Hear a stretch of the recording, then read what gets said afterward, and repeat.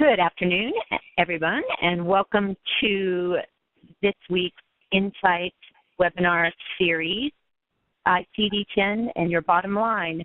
This week our presenter is Ashley Giaquinta. Ashley is a project specialist at CareOptimize. She's been working with healthcare for about 12 years. She's a certified coder with a background in revenue cycle management, and she specializes in coding and physician education, so she's very well qualified for this presentation. Without further ado, I will turn it over to Ashley. Thanks, Jan. Welcome, everyone. Today we are going to talk about a few things and what has changed as of 10/1 with some of the new ICD10 rules and guidelines. Some of the things we're going to discuss today is key changes and revisions, written guidance from CMS and OIG that may negate a new guideline, chapter-specific changes, and how to tell when you need documentation and when you don't. One of the first changes is for the word with and how it's interpreted. The word with should be interpreted to mean associated with or due to when it appears in a code title. It is to presume a causal relationship between the two conditions linked by the terms in the alphabetical index. For conditions that are not specifically related or linked, the provider will need to document in the record that states these two conditions are not related. If a condition is related, associated with, or due to, it presumes a causal relationship. Physician documentation is not required to state that it is related. You are allowed to presume the causal relationship. An example of this would be diabetes. For a patient that has diabetes with a cataract, you can presume that the cataract is specifically related to the diabetes, and that's how you would code it. If the patient, for example, has chronic kidney disease as well as diabetes, and the provider puts in the medical record that those two are not related and don't have a causal relationship, you would then code those separately.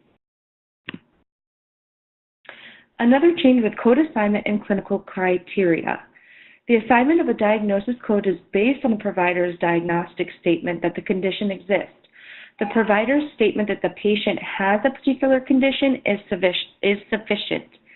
Code assignment is not based on clinical criteria used by the provider to establish the diagnosis. So when a patient's being seen, the workup phase of that visit, you would not use that part of the visit to code. You would, whatever the provider says that the patient has is sufficient enough, and that's how you code that visit.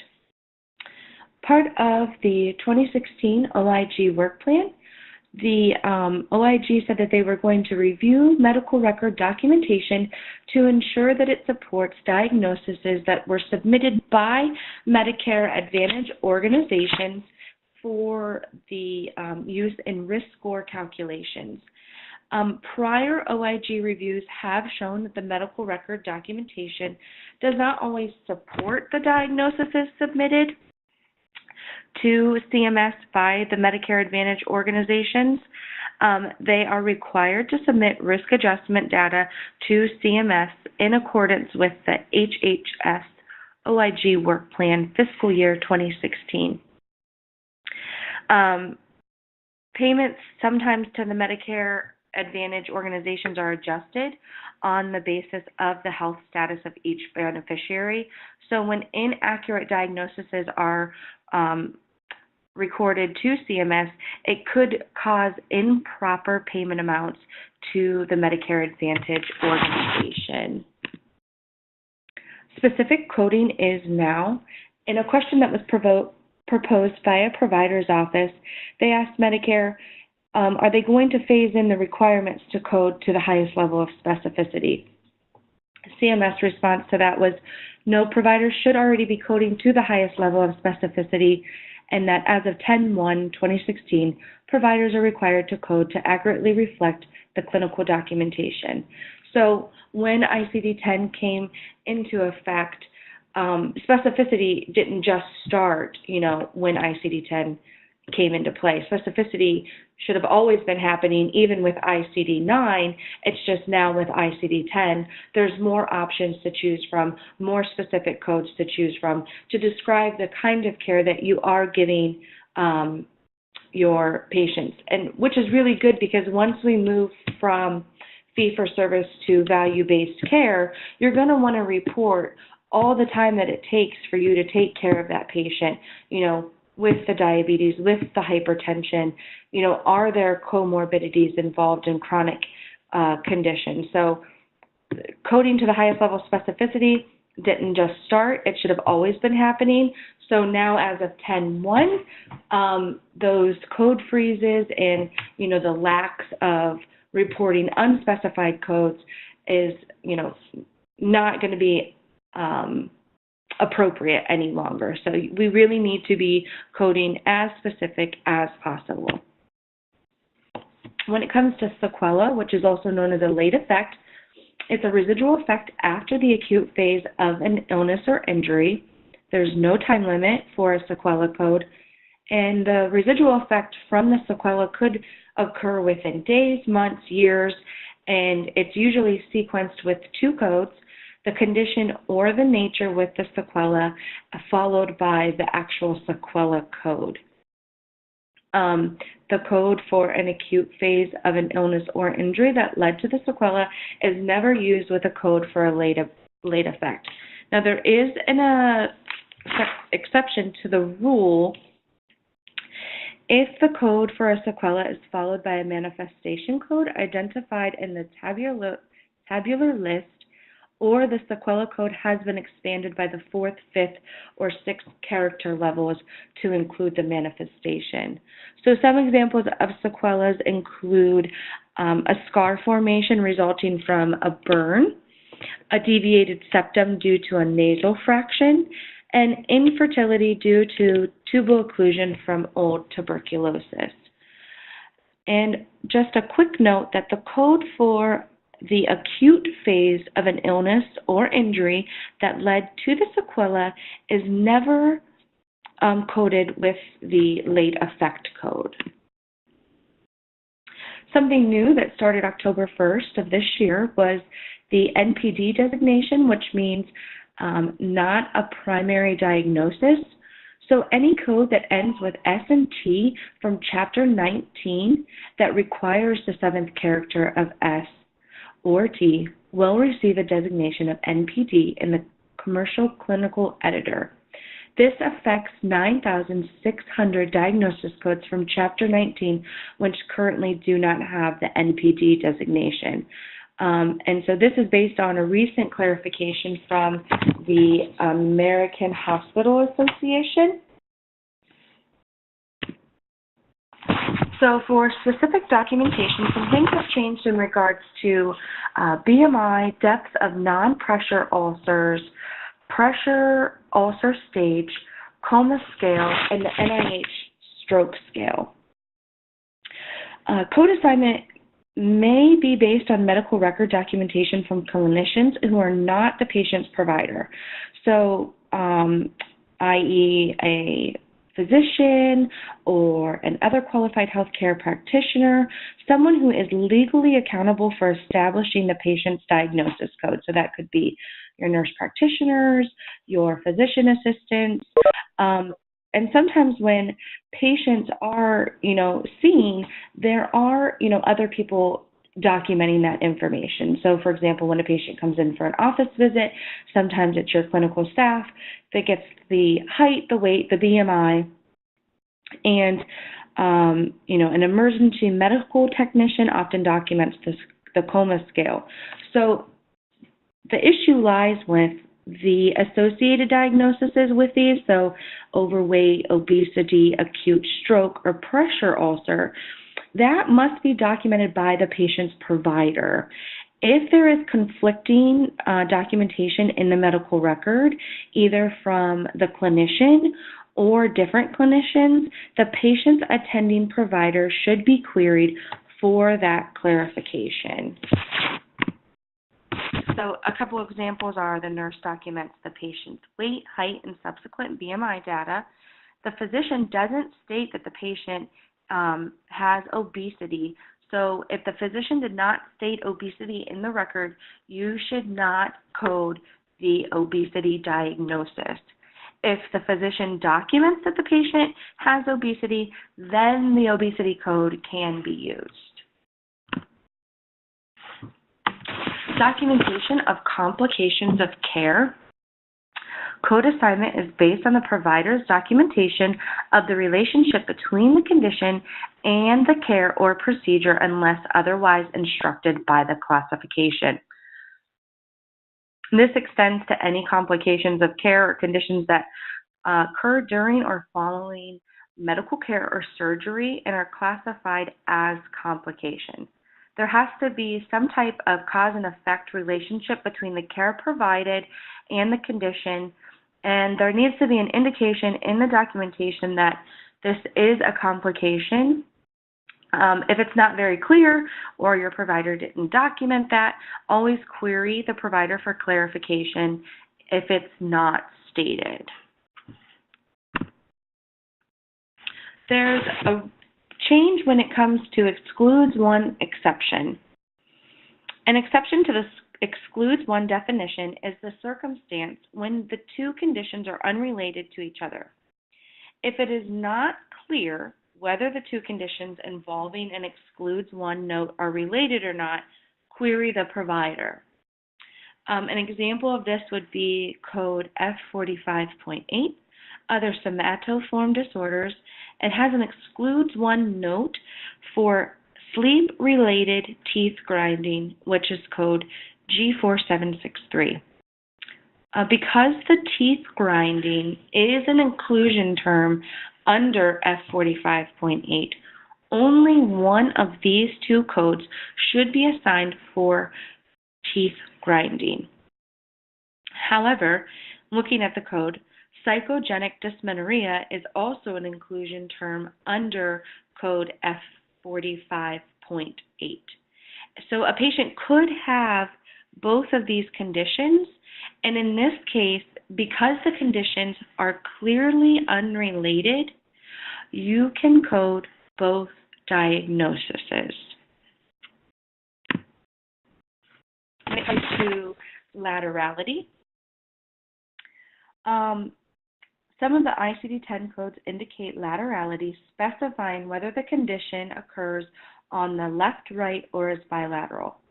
If the bilateral code is not provided and the condition is bilateral, assign separate codes for both the right and the left side.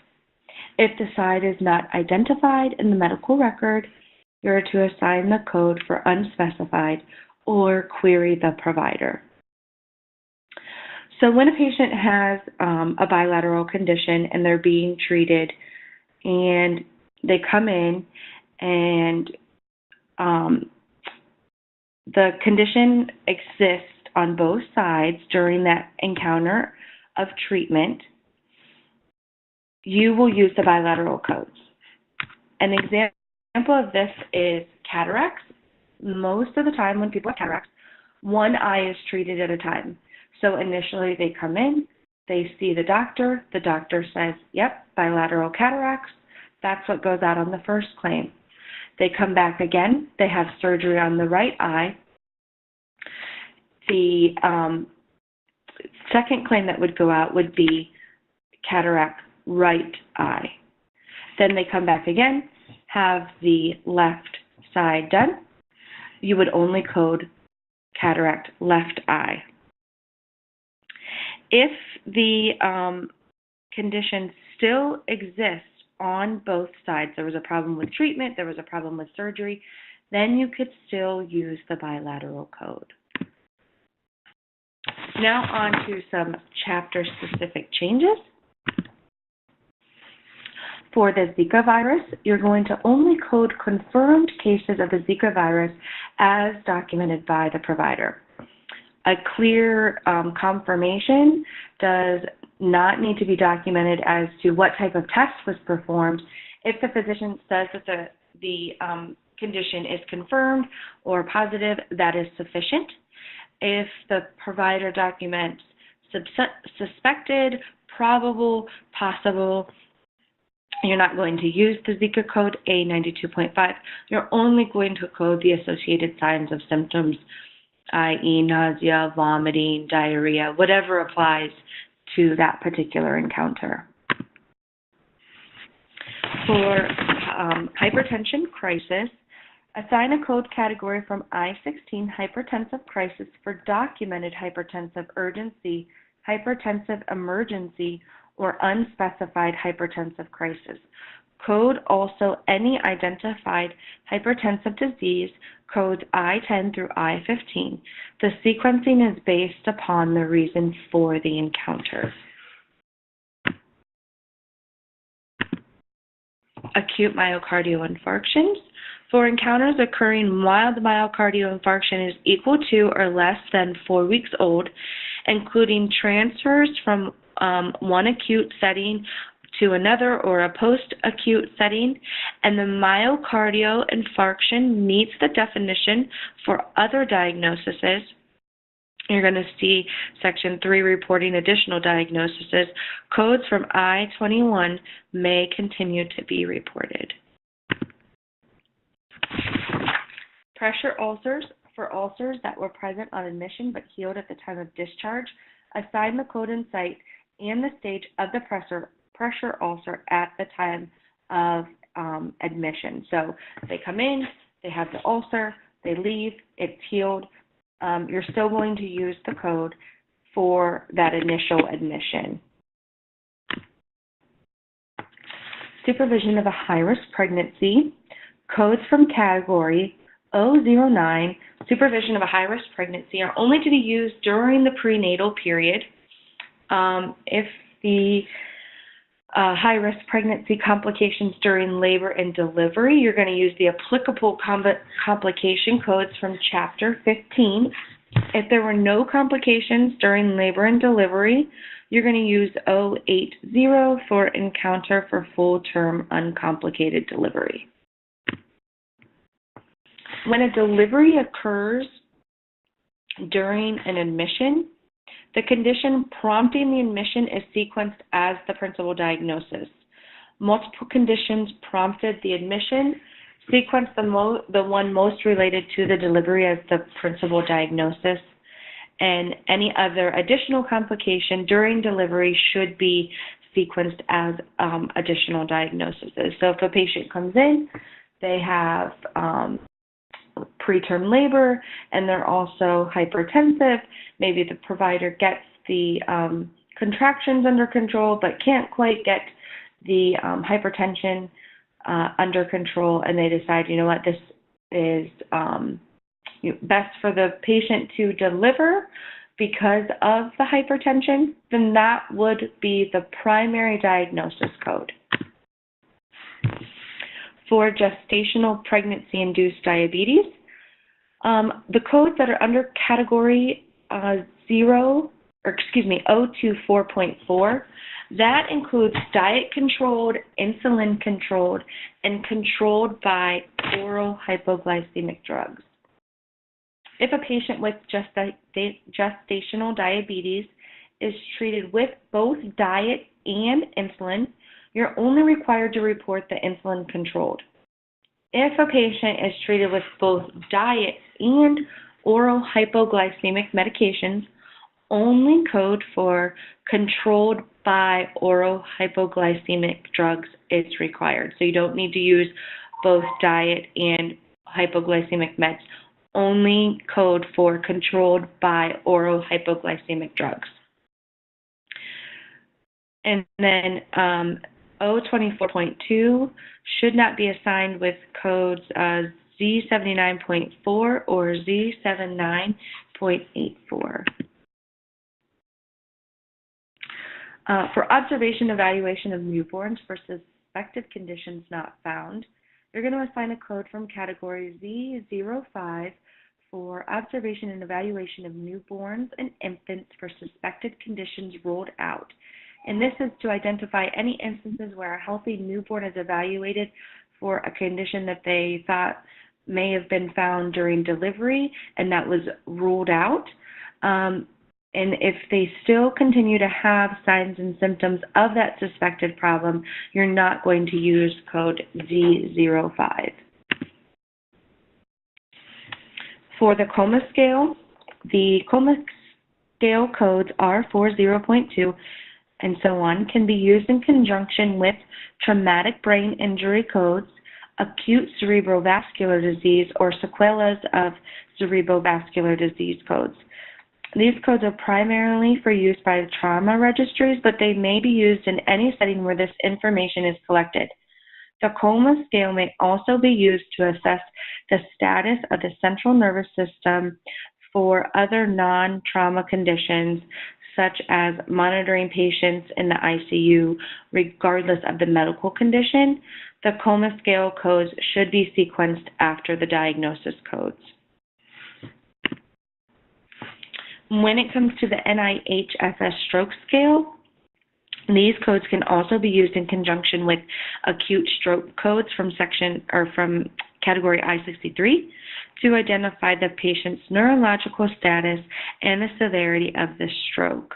The stroke scale codes should be sequenced after the acute stroke diagnosis code. At a minimum, you can report the initial score documented. If desired, you may choose to capture multiple stroke scale scores.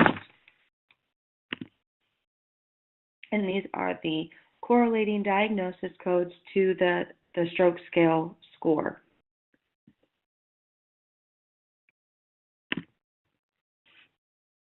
Seventh character A.